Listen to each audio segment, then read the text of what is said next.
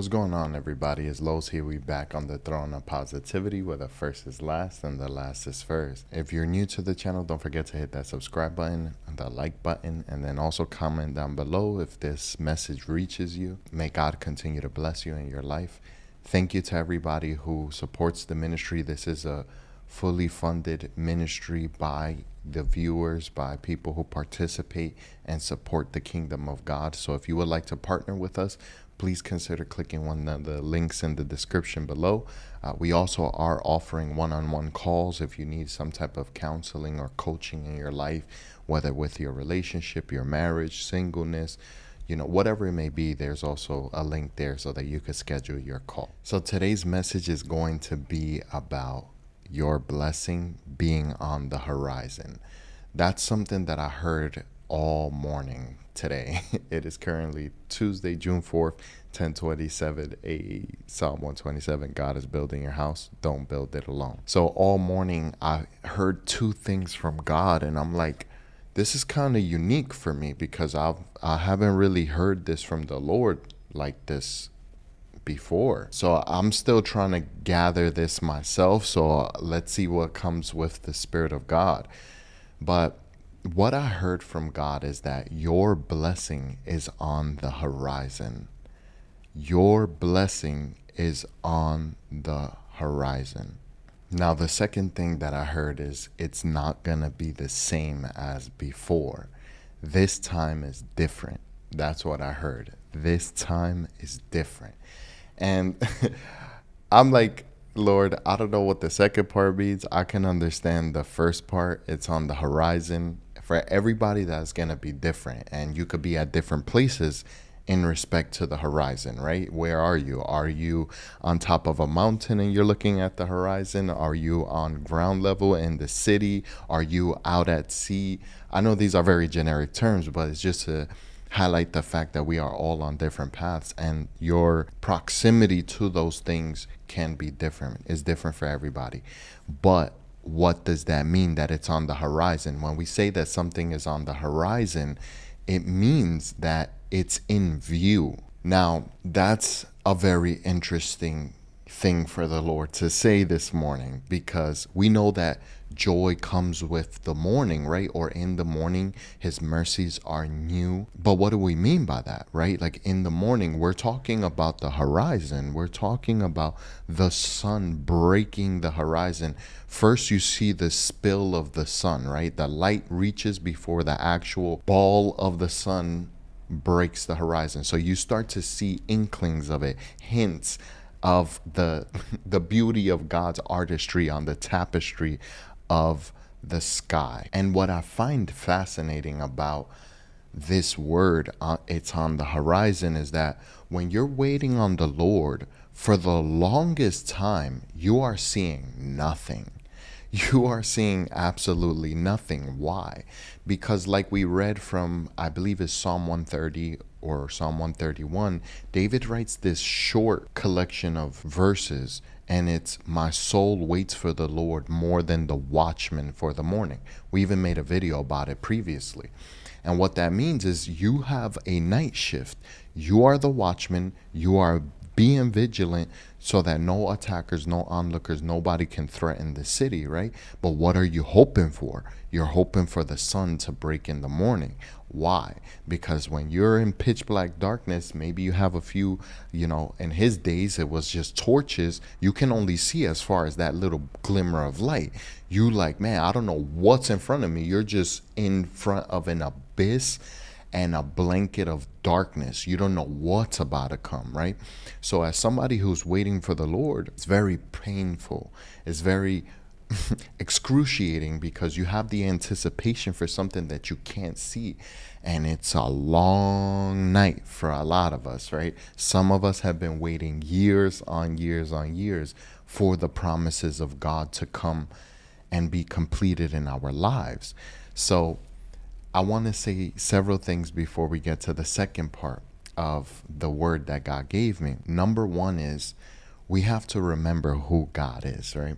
So I know that you know Numbers 23:19. Everybody knows God is not a man that he should lie, nor a son of man that he should change his mind. You know that, right? Like, you know that 23:19 is something we all hold on to, because listen, we trusting in God. I'm trusting in you, Lord. They're trusting in you, Father. So we know that. We hold on to that.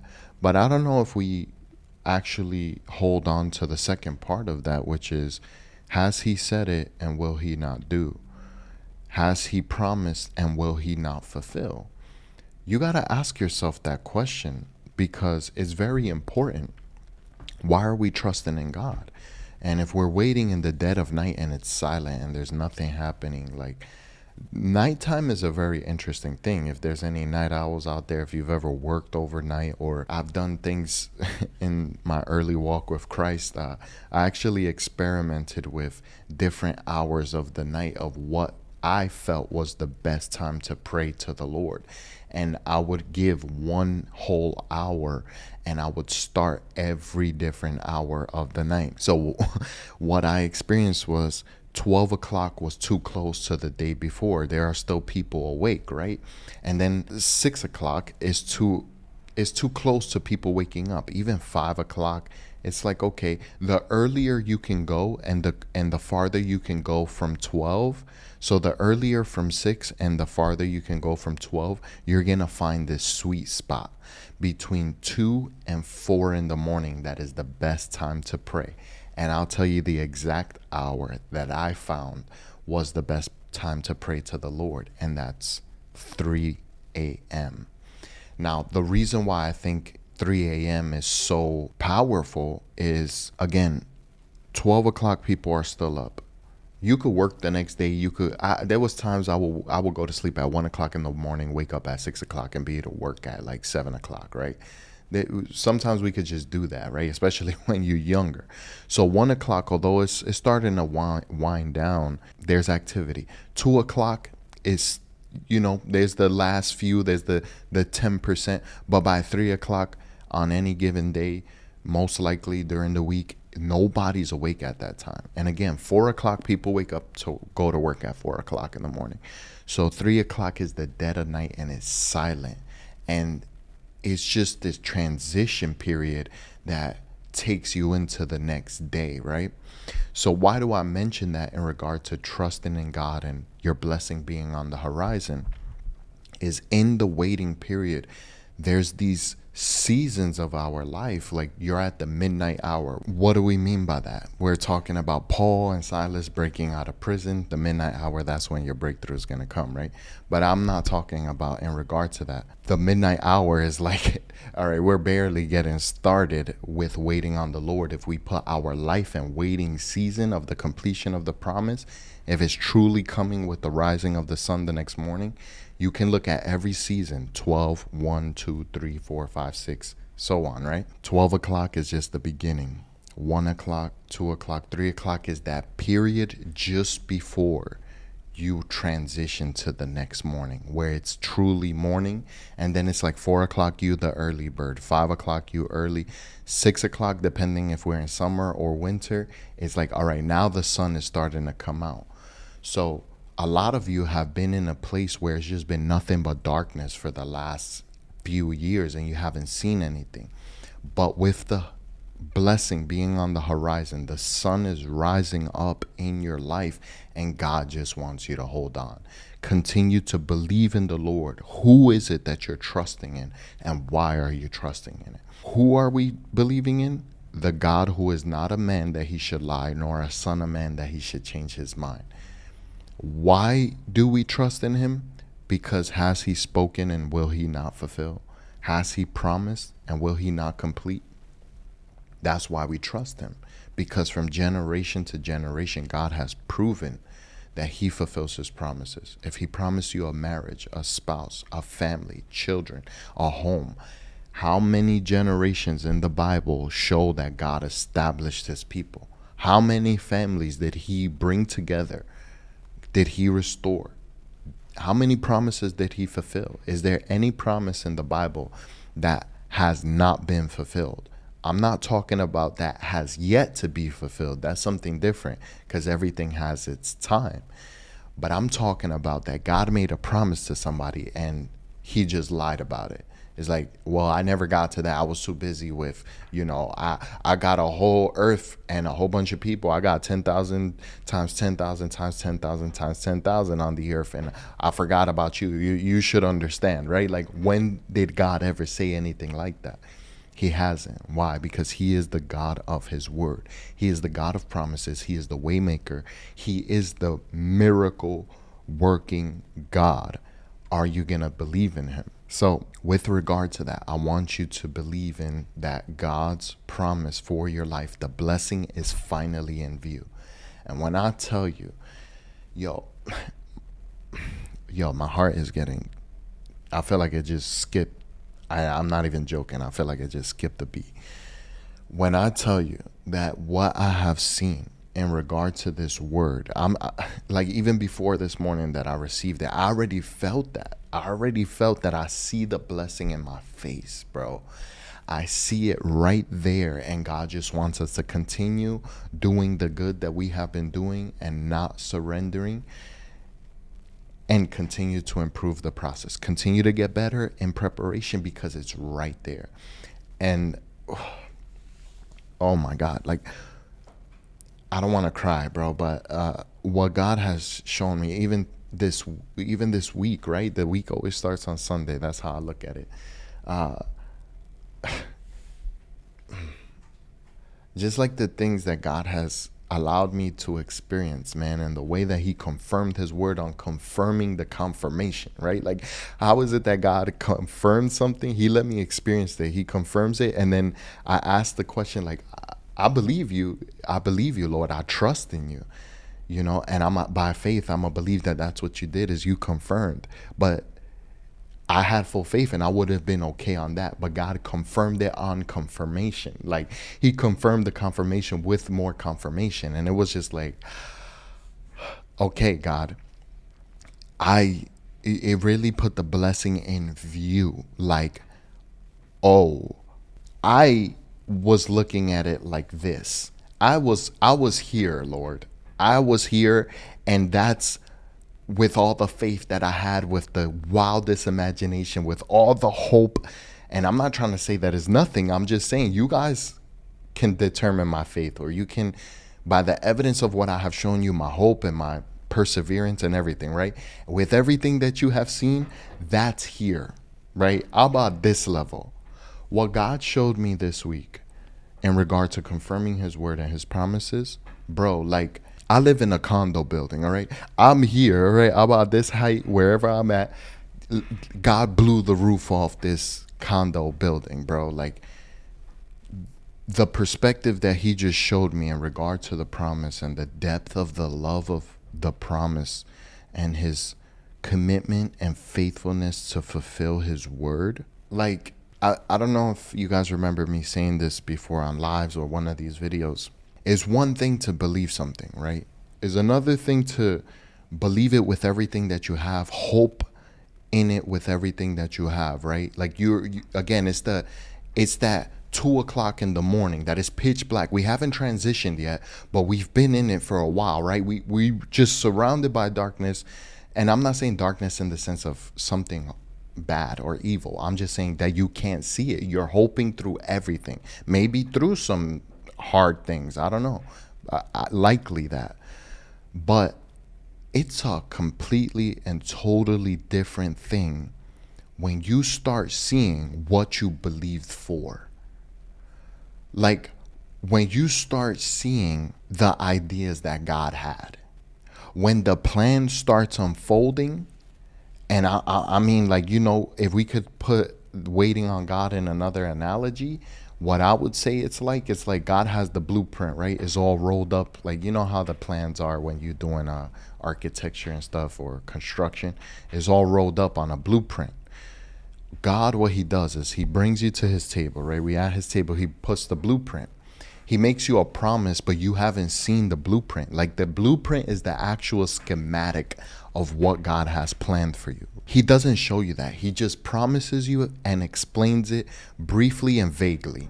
He shows you like a glimpse, like, he turns on the light. He puts you in a dark room. He turns on the light, then turns it off.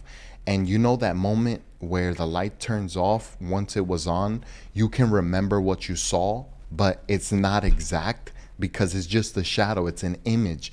It was too quick, but you could see the image even in the darkness for a moment. That's what God does when he promises us. But as we continue to wait and obey, our obedience leads to more and more miracles. He's teaching us the way to go and where to go. And what he does is he starts unrolling the blueprint on the table until finally what is all on the table and you're able to see it. So with the morning, as the sun is rising, it's illuminating the plan as it's being unraveled before your eyes. And yo, when you start to see that God's plan truly was better than your plan, that you had no idea, no matter how high your hope was, no matter how deep your desire was, it don't matter how imaginative your ideas are or how creative you are, beloved, you can't hold a single candle compared to the imagination of the Lord. And not imagination, his creativity, because he's going to implement that into your life. And when you see the plans that God has for you, to prosper you, to bless you, the hope and the future that he has for you, and you but you experience it, beloved, that's what I'm trying to say. I'm experiencing something that it's like, I see why you made me wait, Father. Because, you know, in regard to your promise, you have a bunch of questions. Like, you ever did a road trip with children? It's like it's the worst thing in the world. You know how many times we drove to New York from Florida, yo, and you put a whole bunch of kids in a van or a big truck or something. You drive out there. You know how many questions you're gonna? How far are we? How long? You got all these questions, right? But then they got interesting questions.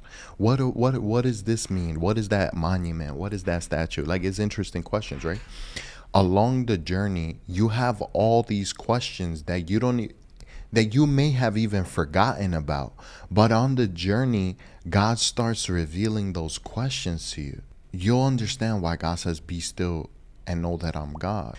And that's by design, beloved. God gave you a vessel, and he's going to pour in so much into you that you have no choice but to overflow. Because the blessing is not for you. It's for the other person. It's for God always and forever. And you, just by being willing and being a vessel, your cup is filled to overflowing. His goodness and his mercy is chasing after you. You shall see the goodness of God in the land of the living. I'm telling you, I swear that probably got to be my wedding song. I don't know what my wife wants for her wedding song. Obviously, it's her choice, right? But goodness of God is surely a good candidate. I got to say that much. So, hey, if God did it before, he will do it again. Trust in the Lord. I don't know what you're believing for. And I know I didn't get too much on the second part because, like I said, I don't know what this means from God. It's obvious, but God is intricate. He's complex. He's very detailed. And the way that he confirms things with the details, like the details on details, is absolutely amazing. So that it's not going to be like before. The way that I take that is like, okay, you're saying that the blessing is on the horizon. So to me, the way that I take that, Lord, is that you're about to fulfill this promise. That's how I take it. That's how I take it. I don't know what that means, but we in the morning and we seeing the light rising up. All we're waiting for is the sun to show itself. Because once the sun shows itself completely, the full bulb, as soon as it breaks the horizon, that's the promise. Just trust in the Lord. And what's crazy is that if you look at it from the perspective of the prodigal son, the blessing came to the prodigal son. The Bible says that the father saw the son on the horizon. The son, the actual son, the child, his child. He saw him on the horizon. And he didn't wait for him to come. He ran to him. His goodness and his mercy shall chase you down, and it'll follow you all the days of your life. So, beloved, I don't know what you're going through. Continue to trust in the Lord. His promises are yes and amen. And we have come into agreement that God is going to do this for us. So let him do it. Let him do it. Let us continue to do what we're doing and improving on that every day, because God is surely faithful to his promises. That's the message for today. I hope this encourages you and gives you a shot of adrenaline to continue to wait on the Lord. And your blessing is coming soon, whatever it is that you're waiting for. And again, guys, I want to be more transparent about this. We do need your help, guys, in regard to the ministry. If you would like to support the ministry and give a donation, there's links in the description. If you want to schedule a call, you can also do that. The calendar is open. You just select the time, whatever, and then we could get a call in if that's what you would like to do to support the ministry, if you want to get something out of your donation. So shout out to everybody that is supporting the ministry. I truly appreciate you guys. Thank you, thank you, thank you. So y'all know what it is. It's Los here. We on the throne of positivity where nobody shall dethrone us. We out. Peace.